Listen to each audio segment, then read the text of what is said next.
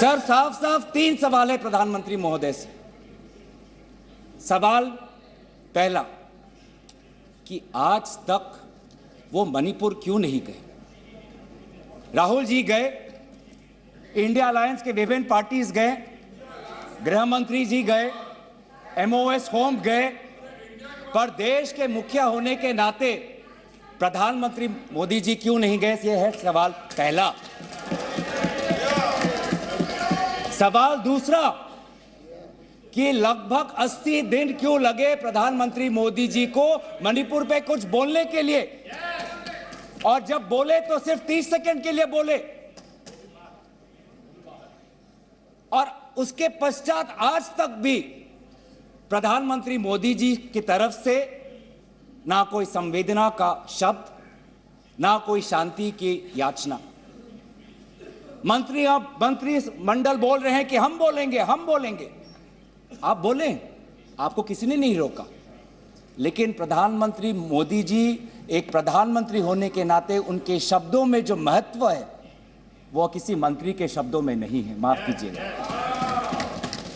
प्रधानमंत्री मोदी जी अगर प्रधानमंत्री होने के नाते एक शांति की पहल करें, उस कदम में जो ताकत है वो किसी मंत्री या किसी सांसद में वो ताकत नहीं है, एक प्रधानमंत्री होने के नाते।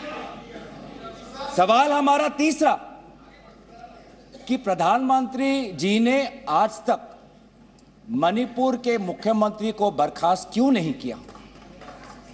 आपने गुजरात में जब निर्वाचन आए, गुजरात में जब आपको अपनी राजनीति करनी थी तो गुजरात में मुख्यमंत्री बदल दिए, एक बार नहीं 2 बार। उत्तराखंड में निर्वाचन आ रहे थे तो उत्तराखंड में 1 बार, 2 बार, 3 बार, 4 बार शायद आपने मुख्यमंत्री बदल किए। त्रिपुरा में निर्वाचन आए तो त्रिपुरा में भी आपने निर्वाचन आपने से पहले आप मुख्यमंत्री को बदला। मणिपुर के मुख्यमंत्री में ऐसा क्या आपने विशेष आपका आशीर्वाद आप दे रहे हैं, जिन्होंने खुद कबूल किया है कि आज मेरे कारण एक इंटेलिजेंस फेलियर हुआ है? ये 3 सवाल हैं सर, और शायद इन 3 सवालों का 3 उत्तर भी है। प्रधानमंत्री मोदी जी मणिपुर पर क्यों मौन हैं, शायद उस प्रश्न का उत्तर भी 3 है। पहला उत्तर कि प्रधानमंत्री मोदी जी को कबूल करना पड़ेगा कि उनकी डबल इंजन की सरकार, उनकी सरकार मणिपुर में व्यर्थ हो गई है, विफल हो चुकी है। इसीलिए आज मणिपुर में 150 लोग मरे, लगभग 5000 घर जलाए गए, लगभग 60,000 लोगों आज शिविर में हैं, लगभग 6500 एफआईआर है, और मुख्यमंत्री, प्रदेश के मुख्यमंत्री होने के नाते जो एक संवाद का वातावरण बनाना चाहिए था, जो एक शांति, अमन और सद्भावना का एक वातावरण जो बनाना चाहिए था, आज उन्होंने सिर्फ मई महीने से नहीं, पिछले 2-3 सालों से ऐसे कुछ भड़काऊ उन्होंने कदम लिए हैं जो आज समाज के बीच में तनाव पैदा हो गया है। आज हम मणिपुर गए हैं, क्या मणिपुर में यह सबसे पहला हिंसा हुआ है? नहीं। क्या उत्तर पूर्वांचल में यह सबसे पहला हिंसा हुआ है? नहीं। इससे पहले भी हुए हैं, मणिपुर में भी हुए हैं।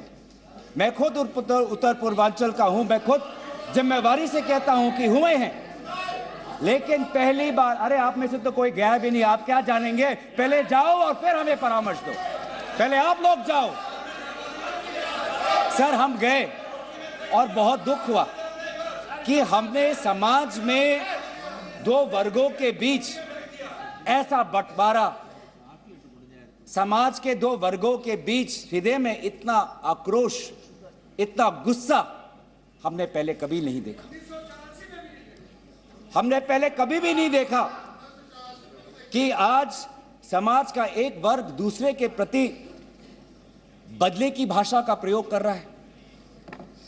हमने कभी भी नहीं देखा कि एक प्रदेश में एक ऐसी लकीर खींच दी गई है कि पहाड़ पे एक वर्ग के लोग रहते हैं और वैली में एक वर्ग के लोग रहते हैं।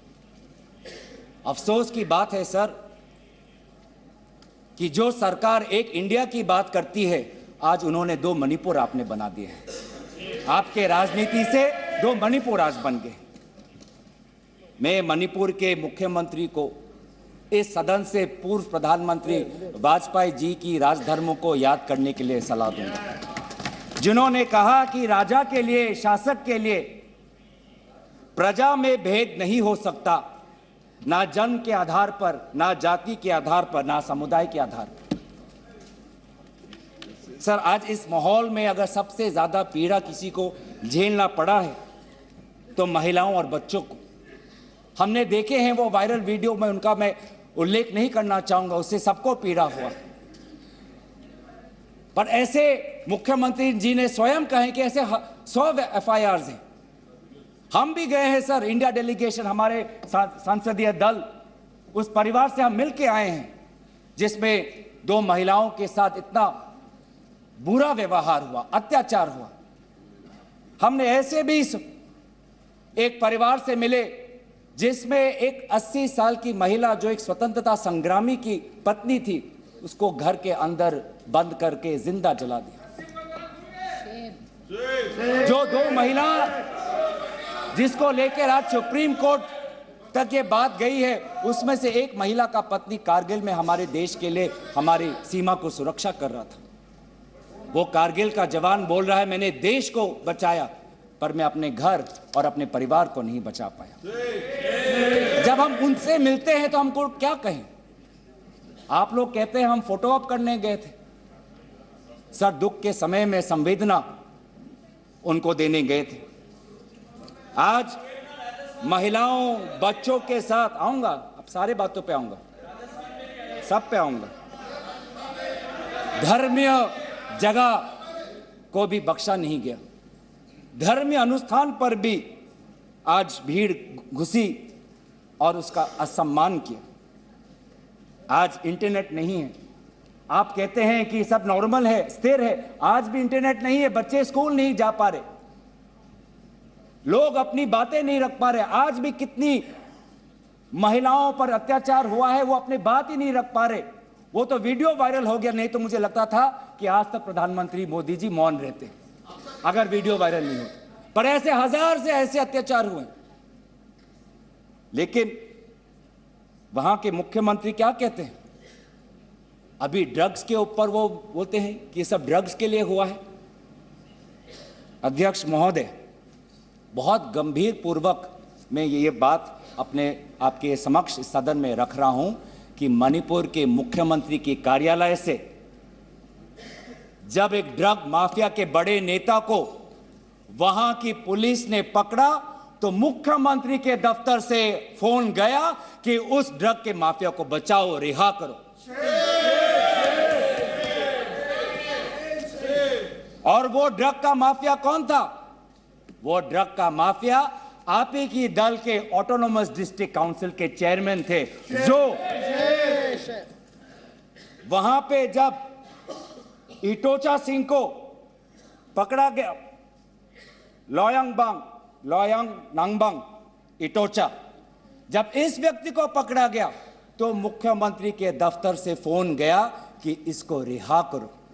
और ये इटोचा कौन है? वहीं के राज्य सरकार के PHE मिनिस्टर सुशील द्रो के भाई हैं। आज ये इन सरकार राज्य में ड्रग्स की बात करते हैं, ड्रग्स के साथ मुख्यमंत्री महोदय के दफ्तर का ताल्लुकात है। ये बात मैं नहीं कर रहा, वो पुलिस अफसर जिनको इनकी राज्य सरकार ने मेडल दिया, वो आज वो बात कर रही है कि ये सरकार ने मुझे मेडल दिया और यही सरकार मुझे ड्रग्स से जुड़े हुए इनके दल के नेताओं को छोड़ने के लिए कह रही है। उन्होंने अपना मेडल वापस कर दिया राज्य सरकार।